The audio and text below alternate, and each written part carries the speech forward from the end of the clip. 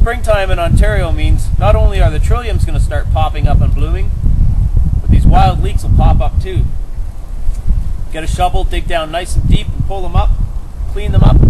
They're great in recipes and great for potato leek soup, which we're going to make today. People say that eating them raw will give you a horrendous onion breath, but they're so sweet and tender and so much milder than green onions. You can eat them like that, right out of the ground. I've never seen a problem with it. So today's recipe, where are you going? Today's recipe is going to be leeking. Hey, I'm not done yet. Where are you going? When you first dig up the wild leeks, they will be clumped like this. There's sometimes leaves stuck to them and root clusters that hold them together. You really want to shake as much dirt off them as you can outside, and possibly use an outside hose or bucket to rinse all the dirt off first before you start processing them.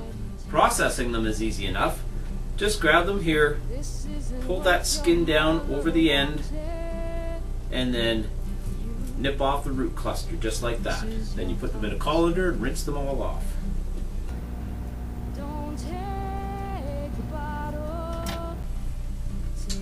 This wild leek and potato soup recipe is going to be the basic recipe.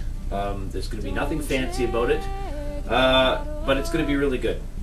All you're going to need is 1.5 to 2 pounds of potatoes. We're going to have to peel them, wash them, and dice them up very fine. I'll explain why later. And 2 bunches of wild leeks. A bunch is about a handful like that. So a couple of handfuls of wild leeks. We're going to be chopping these up fine, separating them from the greens, chopping the greens for later as well. You're going to need some soup base, 6 cups. A chicken soup base or vegetable soup base. I'm using vegetable, and I'm just using these little cubes that you buy at the grocery store. One of these little cubes does 2 cups. So 3 of these cubes and 6 cups of water, you have your soup base. And we're also going to need a large pot and about 2 tablespoons of butter or margarine. So the first thing we're going to do is separate our leeks, the tops from the bottoms, just like that. Cut the greens off, put the bulbs aside in one place and the greens in another spot. We're going to be using both. Okay, our potatoes are peeled and washed. We've separated the bulbs from the greens on our leeks. Now we're going to cut these ingredients up very fine. The potatoes are going to be diced very small. The greens are going to be cut up very fine. And I'll tell you the reason why.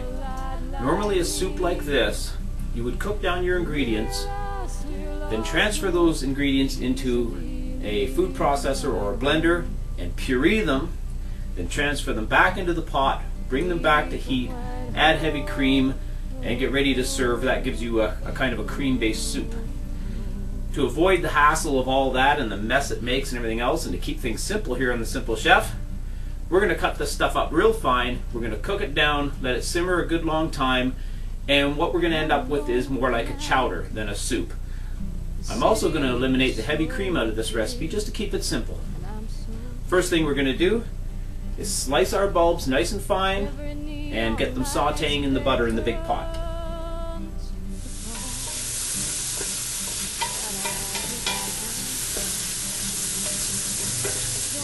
After your leeks are done sauteing, you can add in your finely diced potatoes and your soup stock.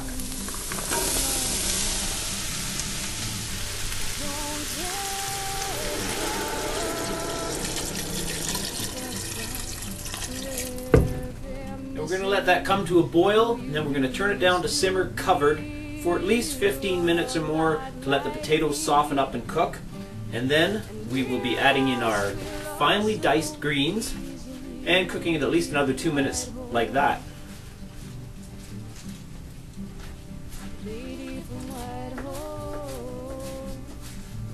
Now that the potatoes are cooked, we're going to add in the finely chopped greens and about a teaspoon each of salt and pepper, and you can adjust that to taste later when you're ready to serve it.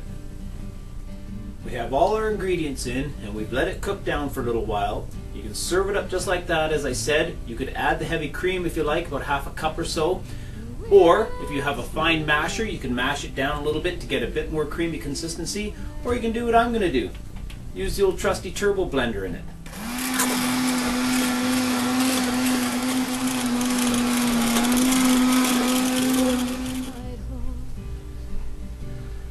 There we go. Garnish it with some fresh chives out of the garden. Nice crusty bread. You're all set. Wasn't that simple?